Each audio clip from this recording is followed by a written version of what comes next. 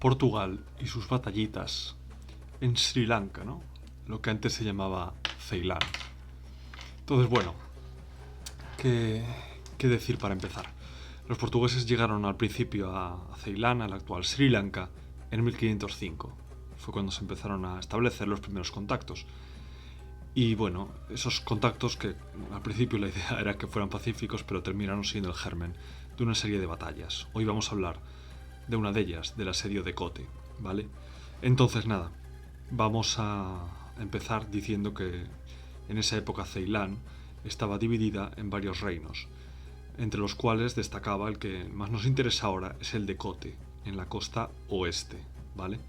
Entonces, bueno, los portugueses llegaron allí, empezaron pidiendo permiso para comerciar, de buenas, hasta ahí todo bien, pero claro, luego empezaron exigiendo ya no simplemente permiso para comerciar, sino el monopolio del comercio, lo cual ya empezó a molestar bastante a los comerciantes musulmanes que venían ahí y a los cingaleses autóctonos, ¿no?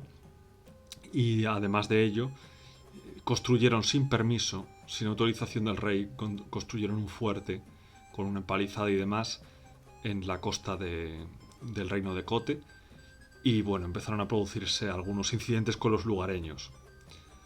Además, los portugueses pues iban predicando el cristianismo y demás, que se les había dado permiso, pero claro, empezaron también a mostrar conductas intolerantes contra los musulmanes y contra los budistas.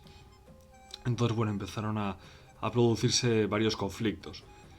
¿Qué pasa? Que el rey de Kotte fue asesinado por sus hijos, que se repartieron el reino. Se repartieron el reino y la mayor parte del reino quedó en manos de uno de los hijos, que era más o menos aliado de los portugueses. Quería que los portugueses le ayudaran con fines defensivos, pero claro, esa ayuda no fue gratuita y los portugueses cada vez fueron consolidando más su presencia en esa parte de Sri Lanka, en la parte oeste, en el reino de Kotte, y cada vez exigiendo más derechos. Esto fue enfadando cada vez más a los budistas y a los musulmanes de Sri Lanka, de Ceilán. Y bueno, el rey de Sitawaka, el rey Mayadune de Sitawaka, que era uno de los reinos interiores de Ceilán, se convirtió en el nuevo paladín de la causa cingalesa para expulsar al invasor europeo, ¿no?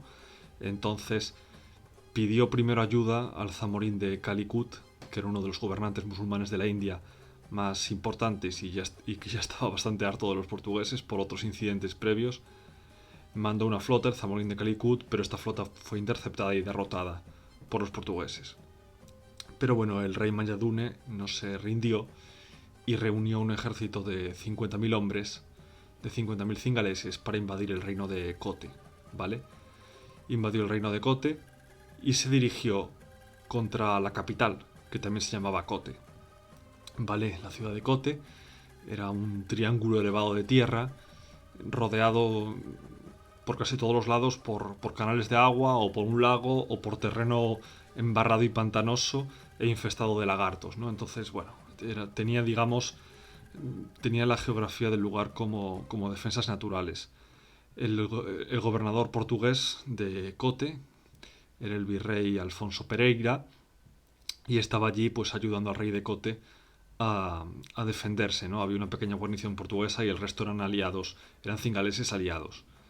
Entonces el ejército del rey Mayadune, el ejército de Sitawaka, rodeó Kotte con sus 50.000 hombres. Y el virrey Pereira intentó romper el bloqueo por el lago, saliendo con los barcos por el lago. Se produjo una breve escaramuza que se llamó la Batalla del Lago, una breve escaramuza naval en la que los portugueses fueron obligados a retroceder y no pudieron romper el bloqueo. Pero llegó un pequeño refuerzo de portugueses mandado por el virrey de la India, que consiguió esquivar el cerco de la ciudad e introducir un pequeño refuerzo de 300 hombres en la guarnición. Entonces, animado por este pequeño refuerzo y por este pequeño éxito, el virrey Pereira decidió organizar una importante salida por sorpresa contra el paso del Ambolao, que era uno de los principales puntos para bloquear la ciudad, ¿no? Unos principales puntos para poder rodear con efectividad la ciudad.